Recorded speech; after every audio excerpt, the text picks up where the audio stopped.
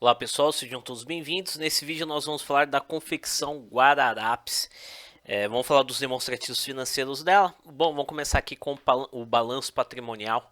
A gente consegue verificar aí que o volume de ativo é bem superior ao passivo. Ativos são os bens e direitos que ela tem a receber, a questão patrimonial da empresa, ou seja, o que ela tem trabalhando, operando para ela, maquinário, estoque, caixa, ou seja, é o que faz a empresa funcionar de fato.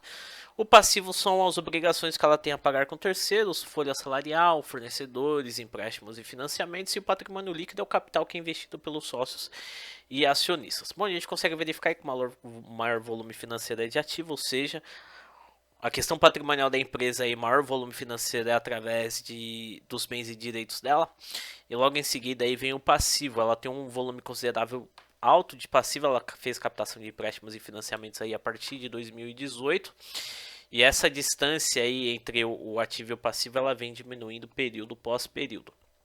E teve um aumento aí bem pequeno em relação ao patrimônio líquido. Eu tenho que verificar aqui se foi questão de lucro acumulado ou se foi questão de aplicação de mais recursos de investimento dos sócios e acionistas.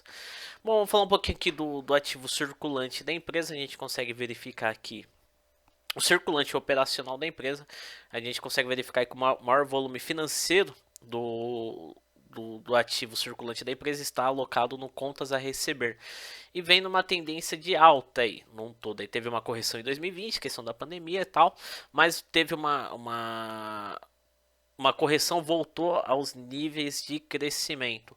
Aqui são promessas, são vendas a prazo que a empresa faz, aqui são promessas de recebimento de curto prazo dos clientes, ou seja, aqui são promessas, direitos que a empresa tem de receber de vendas do seu cliente. Tem o risco de não receber, ela tem um direito de cobrança, mas aí a empresa consegue aí fazer uma provisão de geração de caixa aí no curto prazo.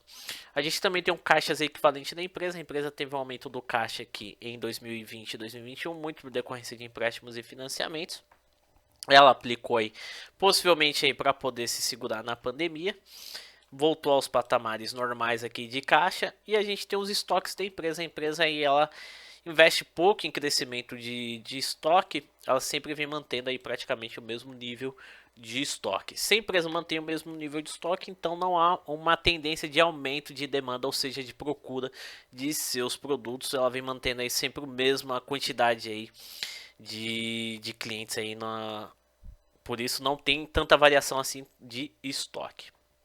Bom, a gente tem aqui, vamos falar um pouquinho do passivo, de uma conta que eu gosto de olhar muito, que é os empréstimos e financiamentos. A gente consegue verificar aqui que os empréstimos e financiamentos estão bem parelho ali, o curto prazo e o longo prazo.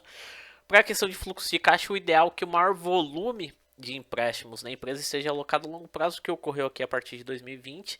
Possivelmente a empresa fez uma negociação aí, fez uma negociação, jogou esses empréstimos para longo prazo, por causa da pandemia, possivelmente ela não teve caixa e teve uma redução da demanda. Então ela fez uma negociação dessa dívida, possivelmente, olhando os gráficos, possivelmente ela alocou essa dívida para longo prazo. E ela vem mantendo aí o menor volume de empréstimos e financiamentos a curto prazo e a maior parte a longo prazo, assim a empresa tem folga suficiente para poder gerar caixa, vender os seus produtos, ter tempo de receber das suas vendas a prazo, gerando caixa e pagando com folga aí esses empréstimos e financiamentos. Vamos falar um pouquinho da receita líquida, que é um volume de vendas, é um mercado muito cíclico, o mercado de vestuário. A gente consegue verificar que não todo está numa tendência de alta, mas é um mercado de muito altos e baixos, né? Geralmente tem uma maior demanda aí no final do ano. Teve uma queda forte aí na pandemia, né? Que foi um período muito instável, um período aí de muitas incertezas. Mas ela veio aí, depois que foi passando a pandemia, a questão do e-commerce também, ela veio voltando a manter a sua alta de volume de vendas. E novamente mercado cíclico, né? Geralmente aí com altas no final do ano. Bom, a gente tem o resultado bruto aqui, que é a primeira apuração de lucro. Tá numa tendência de alta, teve uma correção forte, questão da pandemia, e vem mostrando aí uma correção novamente aí mostrando um mercado cíclico. Bom, a gente tem a receita operacional, uma das mais importantes aqui em questão de apuração de lucratividade de uma empresa. Aqui a gente pega a empresa como um todo, aqui não só o custo que ela tem, mas sim as outras despesas administrativas, despesas com vendas. A gente consegue verificar se a empresa como um todo, assim, ainda se envolver a receita financeira e os impostos, se ela é lucrativa ou não. Ela teve níveis baixos de lucratividade. 2018 foi muito bom, corrigiu em 2019. Geralmente, quando tem um pico muito alto, assim, ela vendeu algum ativo ou teve alguma provisão de geração de caixa, mas que não está ligado. Aqui, isso aqui geralmente é um alarme falso, tanto para cima quanto para baixo. Então, alguma coisa aqui pode ter. A empresa teve alguma. Ganhou alguma causa na justiça e teve esse aumento de caixa aqui. Mas tem que verificar certinho. Então, isso daqui nunca me anima muito. Geralmente a empresa tem uma média aqui de lucratividade e tem esse pico aqui.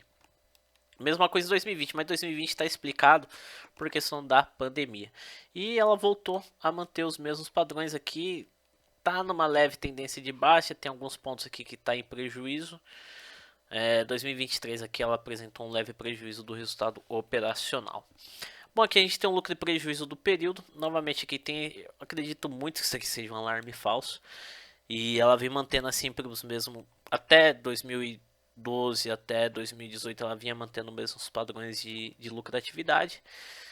Teve aquele período de alta e teve a pandemia aqui que foi muito negativo para a empresa e agora ela está aqui namorando entre, como o mercado é cíclico, entre altos e baixos, ele fica tocando um pouco prejuízo, às vezes lucratividade, prejuízo, lucratividade, e ela está bem nessa linha ali neutra ali entre lucro e prejuízo.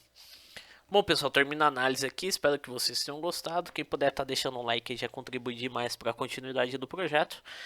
E quem não é inscrito, se inscreva no canal aí que motiva demais aí pra gente trazer mais conteúdos e fazer mais análise de outras empresas. E aqui o objetivo do canal também é falar um pouquinho sobre Excel, negócios e contabilidade.